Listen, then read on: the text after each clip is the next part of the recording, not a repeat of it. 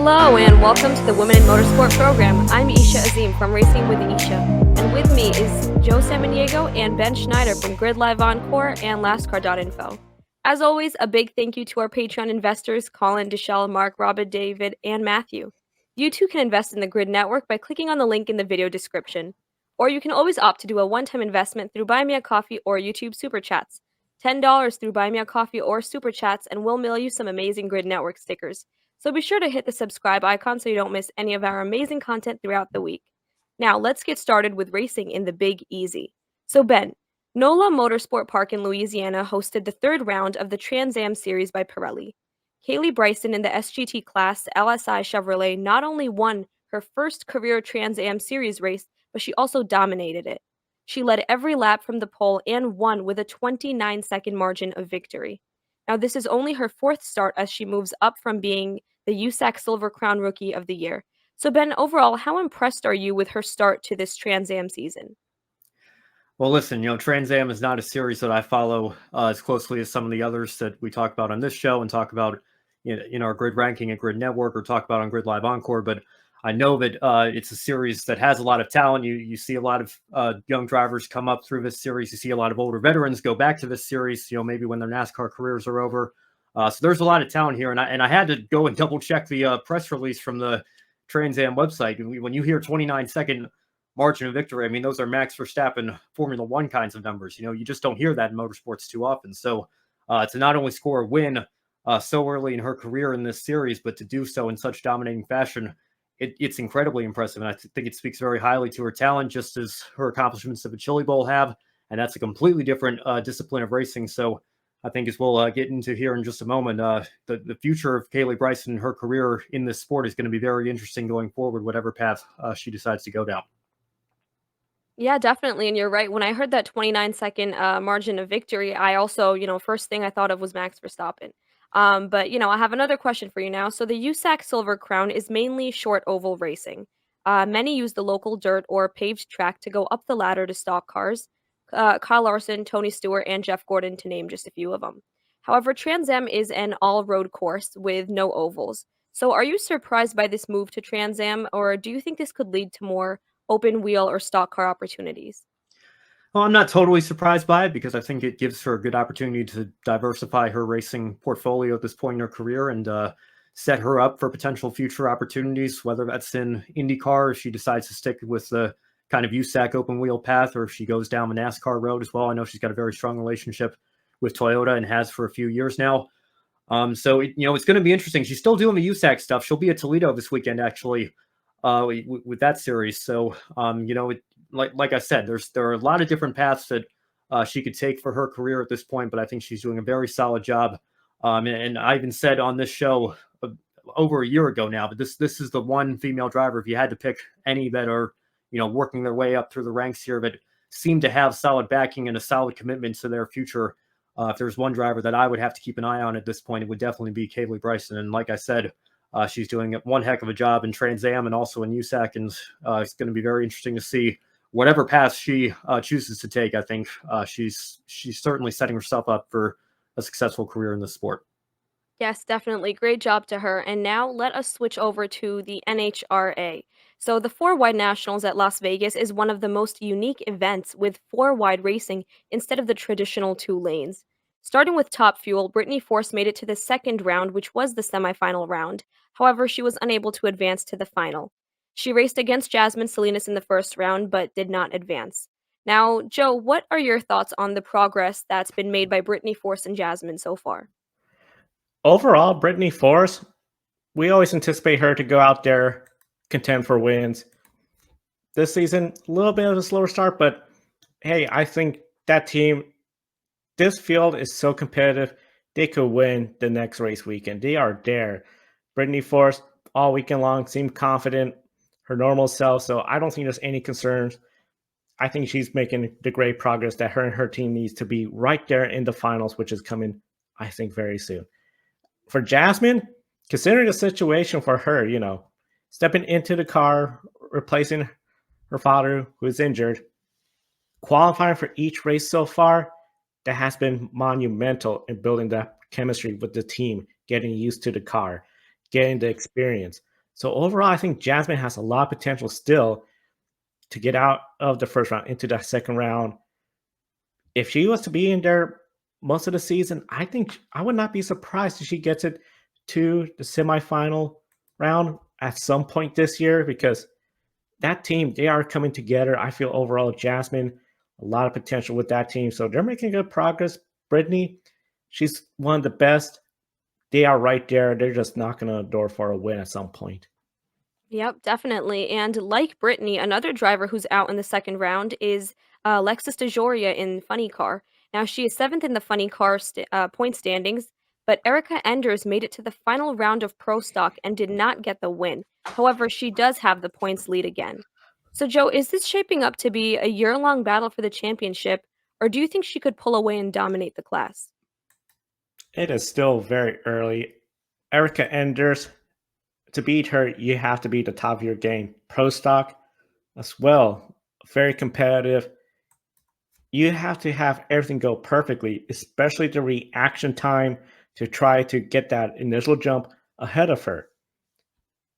If Erica Enders is on top of everything week in and week out, I do think she has the potential to pull ahead and essentially start dominating and then wrap this championship early again. But she has to be near perfect. She's done that for quite a lot of years. Competition, they're going to be trying everything they can to match her or beat her times, especially with the reaction times. So overall, for her, the championship is still very early. She has the potential to get ahead, claim this championship early, but she's going to have to work hard for it. I think this is going to be a fun championship battle to watch. Could be one of her more intense battles for the championship.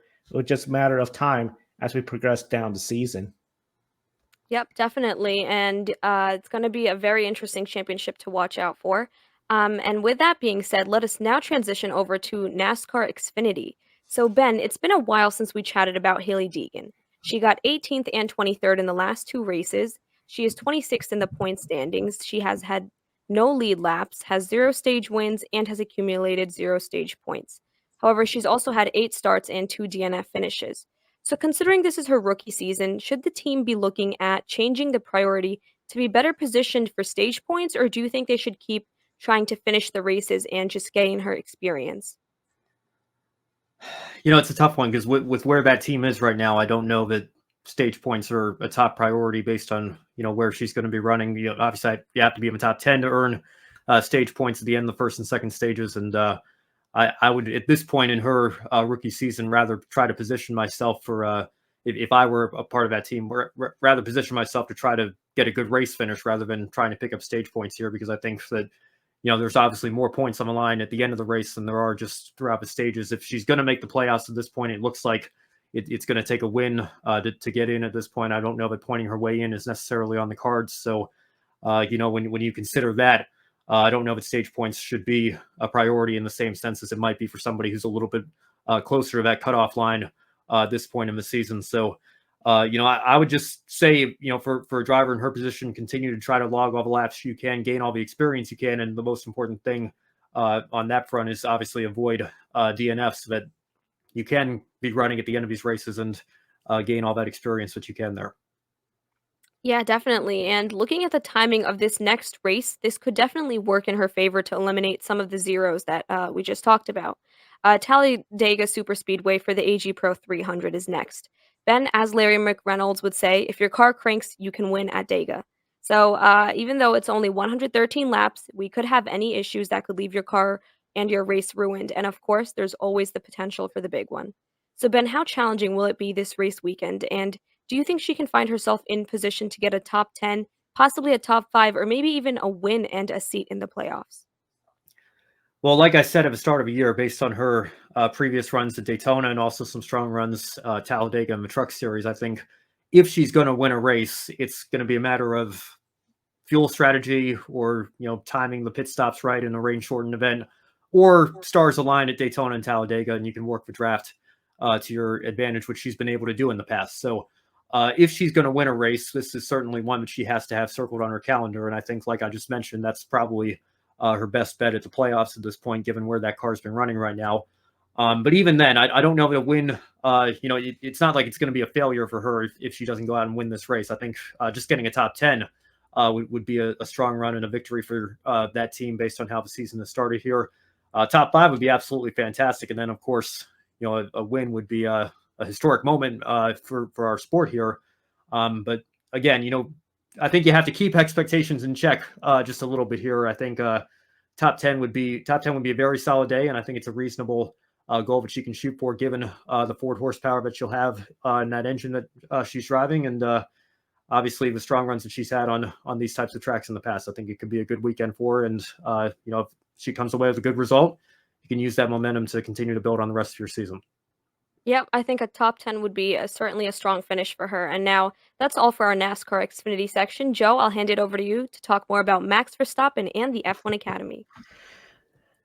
Made headlines all across the world. Max Verstappen, of course, the defending F1 world champion. Anytime he's talking, especially to the media, it's going to gain attention worldwide. And Max Verstappen made some comments about F1 Academy a couple of weeks ago. In an interview with Dylan Berg, Max commented about the all-female series F1 Academy. One of the things he said, it is good that F1 is now paying extra attention to women in motorsports with the F1 Academy, although I have doubts about how they approach it, saying the cars they drive are too slow. If you ever want to get into F1, it has to go a higher level. Esha, Ben, what were your thoughts on Max Verstappen wishing to see a faster car in F1 Academy? And would you like to see a Formula 3 car like what W Series was using, or even an F2 car? Yeah, so I feel like Max brings up a good point. It's something that we talk a lot about on the show about the F1 Academy and the opportunities that it's giving its drivers. But this point that Max brings up about the cars being much slower than the ones used in F1 or even F2 and F3 is very valid. And I think that it's a really good point that the F1 Academy should consider, because their main goal is to feed the girls into, Formula 2, Formula 3, and one day Formula 1. And to do that, they need to give them the best opportunities available or possible, and the best way to do that is by giving them faster cars. So I think I would say that I definitely do agree with Max's comments on this, and I think that it's very correct criticism that he's given with the cars being slow, and that F1 Academy should definitely consider his thoughts on this. Well, Joe, this is a debate that we've had on this show before. I remember Josh Birch during 2022 was saying that he thought the W Series needed faster cars, and those were F3 chassis. And now we have F1 Academy, and they're running one level below that even. So, Max Verstappen, like you mentioned, Joe, anytime he speaks, it's going to polarize part of the fan base, no matter what the subject is. But I do think he has a point here. I think that there's something to be said for preparing these young women who are taking part in this series for that next step. And, we've had this discussion on this show as well, Joe, about the super license points. And the point that I've made is, look, I think it's great that they're getting super license points, but when you consider that they are only good for 3 years, how likely are they to be able to use them? Even somebody like Dorian Penn, is she really within, 3 years of a Formula One seat, or is she going to have to go through a year or two of F3 and then a year or two of F2. And, what we've seen, even F2 champions sometimes don't get into Formula One right away. They have to go do a year of Super Formula or be a reserve driver or something. So I don't know, but even you could say is 3 years away. And then what good do the super license points that you're earning do you here? So if they used F3 chassis, or if they used a chassis that, had a little bit more speed, maybe was a little bit closer to a series higher up a level than a Formula 4 car, I think maybe it would. There is something we said for being able to prepare those drivers a little bit better for those next steps, because, like we talked about on the last episode, Joe, the goal of this series is not to be the women's Formula One league or Formula W. It's called the F1 Academy for a reason. An academy is where you go to learn racecraft and learn skills that you will ideally take with you to the higher levels. And I think that if we gave them a little bit of a faster car in F1 Academy, it might streamline that process a little bit. To me, the idea of a faster car, I support that. I think it'll be great to see, a car faster, so that way that step to F2, F3 is not as severe compared to going from F4 to F3, F2, because at the end, the super points, the super license, that's the leg up. I feel with the experience. If they could have something a little bit faster, like something of an F2 car, and then okay, they go to F3. In theory, because of the experience with the F2 car, they'll have that leg up over everyone. So I do support the idea of a faster car. How does that look like? I think it's something that F1 Academy, F1 has to work on. Overall, I think it's going to be really interesting to see what they do, especially now that Max has said this. He also brought up another point as well, too. I think this might get F1 thinking a little bit more. He said, it's nice that girls are now sponsored by the Formula One teams. As we know, all 10 teams essentially are sponsoring a driver. Red Bull, they're sponsoring 3 drivers right now. But what do we do to actually help them? This is the next step for them. For example, the gap to a Formula 4 car is already too big, is what Max Verstappen said. F1 Academy champion, right now they get 10 super license points, whereas you compare to the W Series, 15 license points, but they had a faster car. However, Jamie Chadwick, who won the W Series championship essentially every year, she got a development deal with Williams, but never got a step closer to getting into the F1 car for a race weekend. We know she went to Formula Regionals, Extreme E, back to the W Series. Now she's in Indy next, which we know from various drivers saying is very different than any tattoos Formula 4, Formula 3 car. So Ben, I gotta ask you, what can be done to make the next step more significant out of F1 Academy? Well, I think this discussion that we're having right now, maybe giving them a car that resembles something, more along the lines of where the goal is eventually for them to go, could potentially be a solution there. And you bring a good point, Joe. With the W Series Super License points, being in line with Indy Next. If Jamie Chadwick had hypothetically won the Indy Next Championship last year, she could have been eligible for a super license here in 2024. So I suppose that keeps that debate going as to where these series should fall on that system as well here. But yeah, I mean, obviously, just making sure that the drivers have that backing, and I think this is what the W Series lacked. Obviously, but the fact that F1 Academy is fully aligned with Formula One and that all 10 teams have bought into this project, I think is a great start, and should ideally align all of them with potential future partner down the road that could lead to a Formula One seat should they progress that far up the ladder here. And Dorian Penn with Mercedes, I think, being probably the most likely example based on the first race weekend. Of course, it is still early, so we'll see how the rest of the season plays out. But I think there have been some good steps taken, but I think that Max Verstappen's comments here again, I don't know that they're out of line. I think that it's important to continue this conversation and continue this discussion, because I think as far as we've come and as much progress as we've made, we can still look at this and say, well, it doesn't look like it's quite the perfect system yet. So what steps can be taken to continue to tweak it? And I think that that's an important conversation to have. Yeah, I totally agree with you here, Ben. Finding faster cars for the female drivers to race in is definitely a start. And the good thing is that because the F1 Academy is still so relatively new, it's much easier to implement changes and to find ways to fix or to improve the F1 Academy structure and the opportunities it's giving compared to a series that is much older and more traditional. So I think that it's a very good thing that we're having these conversations and that Max Verstappen, shed some more light onto these topics as well.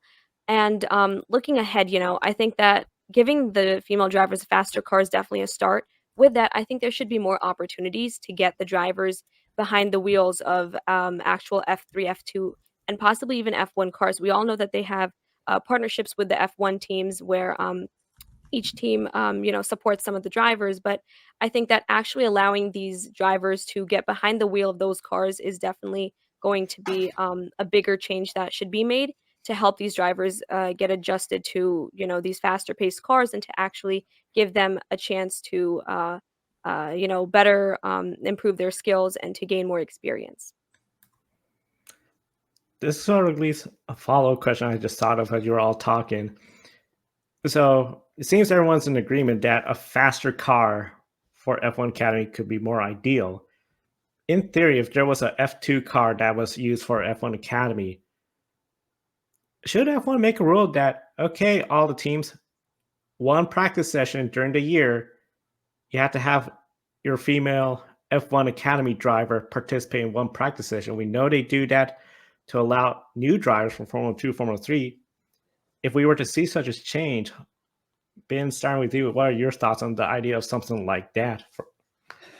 Joe, I think it sounds nice in theory, and I'm sure there are certain, like, I'll keep throwing her name out there. Dorian Penn, I think, has been absolutely sensational and has adapted to, single seaters very quickly. And, what she's done in sports cars, obviously, is incredible as well. But then I think of somebody like Leah Block, who comes from a completely different discipline and is still, only 17, 18 years old, I think. So, I don't know that putting her into a Formula One car for an FP1 session is necessarily the best move that Williams could make for her development. I think that might be the opposite problem. That might be trying to rush them along a little bit too quickly. So, a mandate like that, I don't know that that's necessarily the solution, but I think, again, somewhere in the middle, like right now we have Formula 4 chassis. I don't know that, the F1 Academy should be putting their drivers in actual F1 cars that early either. So, again, I think something closer to what the W Series had with an F3 chassis, and maybe, again, I don't know how closely all the teams are aligned with, F2 programs. I mean, that's something that Andretti just brought up with the news that we got within the last week or so, but they want to start an F2 and an F3 team themselves.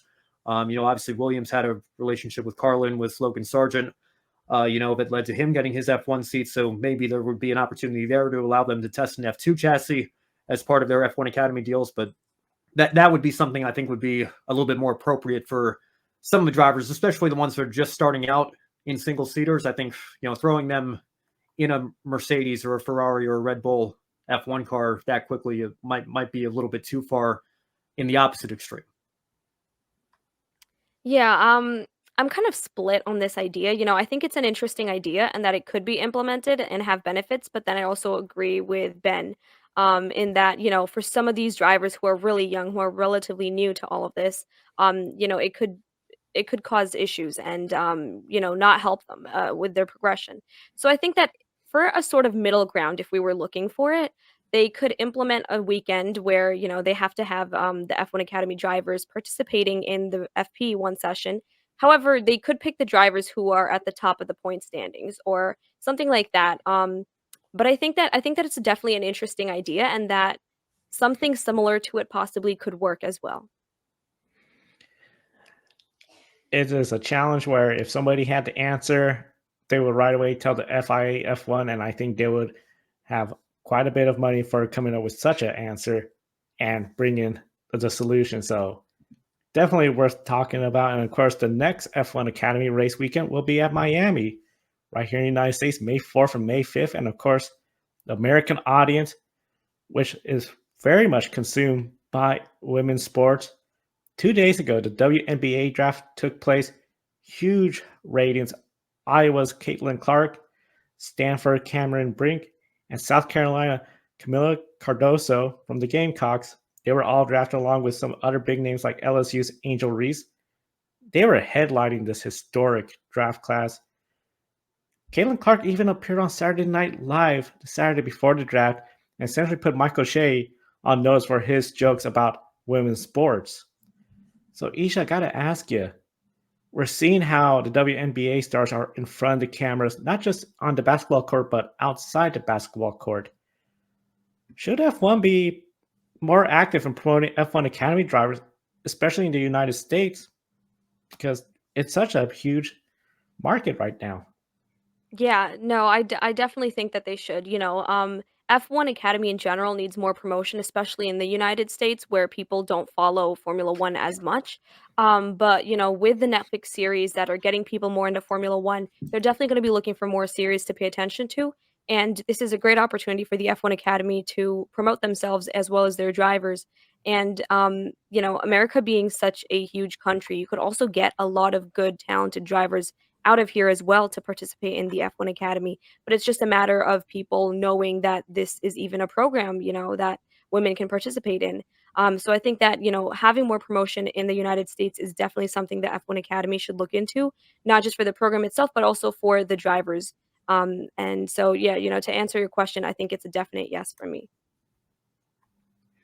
Well, great points, Joe, about how women's sports are certainly on the rise here. You have the the NWSL, the PWHL taking off, the WNBA draft, of course, I think 4 times the previous record for viewership for WNBA draft in its history. 2.5 million people tuned in almost. So a great number there. And I'm sure that the Caitlin Clark effect, for lack of better terms, is certainly going to continue to have an effect on WNBA and the professional level. And it's not just her, like you mentioned, Joe. There's plenty of other names in that draft. It's one of the most talented draft classes of all time for women's basketball. So the market is certainly there. It's just a matter of, like Esha said, to her point, making sure that the audience knows that this series exists. And I think it's certainly better than it was last year. You think last year the races up until the last round weren't even streamed anywhere. And now they're streamed on YouTube for free for everybody to watch. ESPN is partnering with F1 and F1 Academy as well. So those are good starts. But I think, maybe more could be done on social media. Maybe more could be done with all the teams that are obviously sponsoring all 10 of them, one driver in this series to kind of promote the upcoming race weekends. And I think that might put more eyes on what this series is trying to do here as well. Definitely, it would be great to see the drivers in places where you don't expect racing drivers. What Caitlin Clark did, showing up at SNL, a lot of fans were tuning in. The one thing I feel is always a little challenging, is particularly in motorsports, not just F1 Academy, but any series, but mainly especially the FIA system. You might have a driver that's only there 2 years and then they're gone, where a NASCAR driver is there longer. Caitlin Clark, she's going to the pros, but a lot of folks tune in to watch her. They get hooked into the Indiana Fever or Iowa. F1 Academy, these drivers, some of them are only going to be around maybe 1 or 2 years. So I feel it's a challenge. I would like to see some way where they're sort of assured, like, hey, they're going to be in F1 Academy a little longer, so that we could build that audience, and especially F1 Academy viewership. But of course, F1 Academy, we're going to be following them, and especially before the Miami, we're going to be previewing that race. One of the big things, we want to thank everyone for tuning in to today's program. Be sure to subscribe, hit the bell icon so you don't miss any of our programs. And of course, gridranking.com, all our news articles from Matthew Bro with NASCAR, and of course, a big race weekend. A big thank you to our Patreon subscribers calling the show, Mark, Robin, David, and Matthew, for investing in us. Jackson Lambros is going to be at Long Beach, so be sure to tune in to a special Grid Live After Dark. We're very excited. The After Dark show is going to be back because the Chinese Grand Prix is very early in the morning, but we'll be on later. I think all 3 of us might be on the show, so it's going to be a lot of fun. If you missed the last one, check it out. Formula One, NASCAR, IndyCar, a lot to talk about. And of course, a big thank you to everyone tuning in. For Esha Azim and Ben Schneider, I'm Joe Samaniego. Thank you for watching. We'll see you next time.